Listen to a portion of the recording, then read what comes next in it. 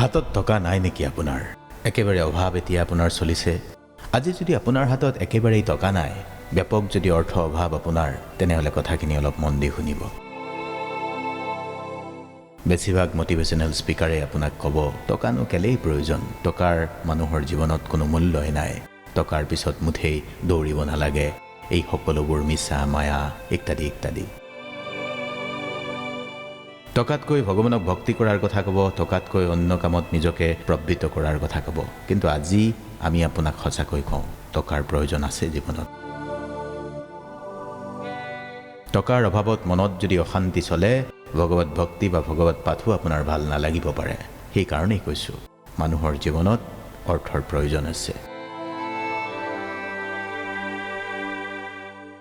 আমি আমাৰ ব্যক্তিগত জীৱনতো টকাৰ প্ৰয়োজনক কোনোদিনেই ওলাই কৰা নাই। আপুনি যাতে সদায় বিত্তশালী হৈ থাকি পৰমাত্মাৰ সন্ধান কৰিব পাৰে, সেই প্ৰাৰ্থনাৰে আজিৰ কথাখিনি ক'বলৈ আৰম্ভ কৰিছোঁ।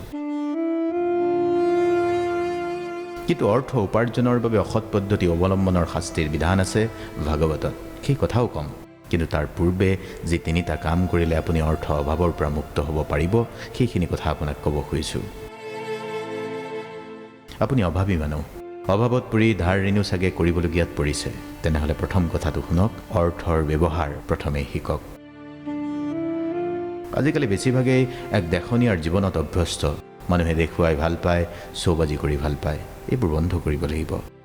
আপোনাৰ হাতত যদি এতিয়া সামান্য অৰ্থ আছে, সেই ধৰণেই আপুনি খৰচ কৰিব লাগিব। অৰ্থাৎ আয় চাই ব্যয় যদি আপুনি নকৰে, তেনেহ'লে অভাৱী আপুনি গোটেই জীৱন হৈ থাকিব। টকাৰ যদি অপব্যৱহাৰ আপুনি কৰে, টকাই এদিন আপোনাৰ সংগ এৰিব। কথাটো হ'ল, আপুনি যেতিয়া টকাৰ অপব্যৱহাৰ কৰে, সেই কৰ্মফলো আপুনি পায়। লক্ষ্মী দেৱী ৰুষ্ট হ'ব পাৰে। যদি আপুনি ধৰ্মত বিশ্বাসী, কথাখিনি শুনিব, নহ'লে আপুনি নুশুনিবও পাৰে। দ্বিতীয় কথা, আপুনি অভাৱত আছে, আপুনি যদি আপোনাতকৈ অভাৱত থকা কোনো লোকক সহায় কৰিছে, তেনেহ'লে আই লক্ষ্মী দেৱী সুপ্ৰসন্ন হয়।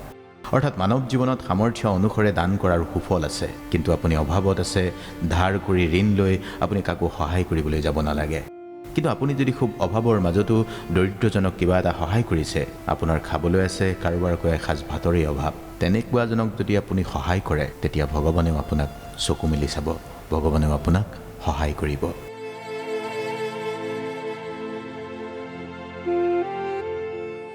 ভাগৱতৰ 7ম স্কন্ধৰ 4ৰ্থ অধ্যায়ত লিখা হৈছে, য়াদৱ বৃহীত যথৰম তাৱত সদ্ভম হি দেহি নম অধিকম ও বিমায়নতস্যষ্টেন দণ্ডম অৰ্হতি।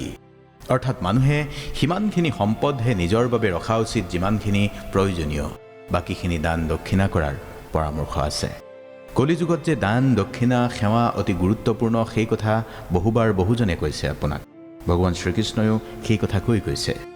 আপুনি যদি ব্যাপক অৰ্থ অভাৱৰ মাজতো অলপ চলপ দান কৰে, তেতিয়া আপোনাৰ পুণ্য অৰ্জন হ'ব। কিন্তু দান কৰি কিবা ফল পাব বুলি আশা কৰি দান কৰিলেও সেই দানৰ ফল নাপায়। অৰ্থাৎ নিষ্কাম দানৰ কথা কোৱা হৈছে ইয়াত। কিবা ফল পাম বুলি আশা নকৰি যদি আপুনি দান, আচলতে সমাজৰ যদি সেৱা কৰে, আৰ্তজনৰ মংগল সাধনা কৰে, তেনেহ'লে আপোনাৰো মংগল সাধনা হ'ব। তৃতীয়তে, টকা টকা বুলি হাবাধুৰি খালেই আপুনি টকা নাপায়। অধিক অৰ্থলোভী মানুহো অভাৱগ্ৰস্ত হয়। অৰ্থাৎ আপুনি যিখিনি পায়, সেইখিনিৰে সঞ্চয়ৰ অভ্যাসো আপুনি গঢ়িব লাগিব। টকা থাকিলেই টকা অযথা খৰচ নকৰাৰ কথা প্ৰথমে আপোনাক বুজাই কৈছোঁ। আপোনাৰ সন্তান বা বাকী পৰিয়ালৰ সদস্যকো অভাৱ কি বুজিবলৈ দিব লাগিব। লাগ বুলিলেই সন্তানে মনত দুখ পাব বুলিয়ে যদি ধোঁৱাখুলীয়া স্বভাৱ সন্তানকো শিকায়, আপোনাৰ প্ৰজন্মৰ পিছত প্ৰজন্ম অভাৱী হৈ পৰিব। মিতব্যয়িতাৰ কথাও আপুনি ভালকৈ মনত ৰাখিব লাগিব। আচলতে কি জানে, কিছুমান মানুহৰ প্ৰজন্মৰ পিছত প্ৰজন্ম যে অভাৱত থাকে, কষ্টত থাকে, তাৰ কাৰণো হ'ল সঞ্চয়ৰ অভ্যাস ভালকৈ শিকিব নোৱাৰে। ভগৱান শ্ৰীকৃষ্ণ আপোনাৰ শুভাকাংক্ষী। ভগৱান শ্ৰীকৃষ্ণ আছিল পঞ্চ পাণ্ডৱৰো পৰম শুভাকাংক্ষী। কেৱল কুৰুক্ষেত্ৰ যুদ্ধতেই যে অৰ্জুনক ভগৱান শ্ৰীকৃষ্ণই সহায় কৰিছিল তেনে নহয়। ভগৱান শ্ৰীকৃষ্ণই পাণ্ডৱক কলিযুগৰ 5 সত্য কি বুজাই দিছিল। তাৰ বাহিৰেও কেনেকৈ সমৃদ্ধিশালী জীৱন কটাব পাৰি, দুৰ্যোগৰ মুহূৰ্তত কি কথা কি সিদ্ধান্ত লোৱা উচিত, সেইবোৰ কথাও ভগৱান শ্ৰীকৃষ্ণই শিকাইছিল পঞ্চ পাণ্ডৱক। ভগৱান শ্ৰীকৃষ্ণৰ মতেই তেনে কিছু কথা মহাভাৰতৰ পাঠৰ পৰা জ্ঞান লৈ আপুনি আগবাঢ়িব পাৰে। কোৱা হয় ঘৰত মৌজোল ৰখাটো অতিকে শুভ ফলদায়ক। মৌ ৰখাৰ ফলত ধনাত্মক শক্তি থাকে আৰু মৌ সেৱনে স্বাস্থ্য আৰু সমৃদ্ধি দুয়োটাই সঠিক কৰে। ঘৰত ঘিউ ৰখাটো শুভ ফলদায়ক। গৰু গাখীৰৰ পৰা প্ৰস্তুত হোৱা ঘিউৰে বনোৱা খাদ্য ভগৱানক প্ৰসাদ হিচাপে অৰ্পণ কৰিও শুভ ফল লাভ কৰিব পাৰে। তদুপৰি হিন্দু শাস্ত্ৰই ঘি বা ঘিউ বহু ৰোগৰ পৰা নিবৃত্তিৰো কাৰক বুলি চিহ্নিত কৰি আহিছে।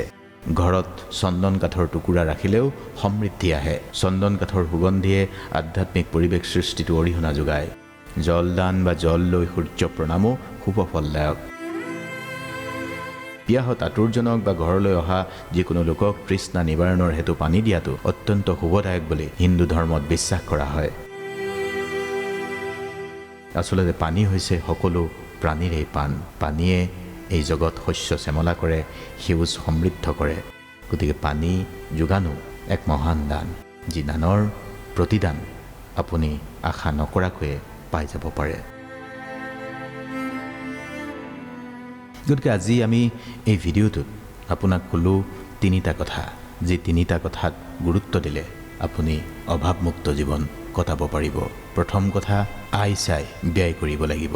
দ্বিতীয় কথা, অভাৱত থাকিও অন্য এজন অভাৱী মানুহক সহায় কৰাৰ মানসিকতা ৰাখিব লাগিব। তৃতীয়, সঞ্চয় আৰু মিতব্যয়িতা। ভাল হ'ব দিয়ক, চিন্তা নকৰিব, ভগৱানে আপোনাক চকু মেলি চাব। ওম কৃষ্ণায় বাসুদেৱায় নমঃ।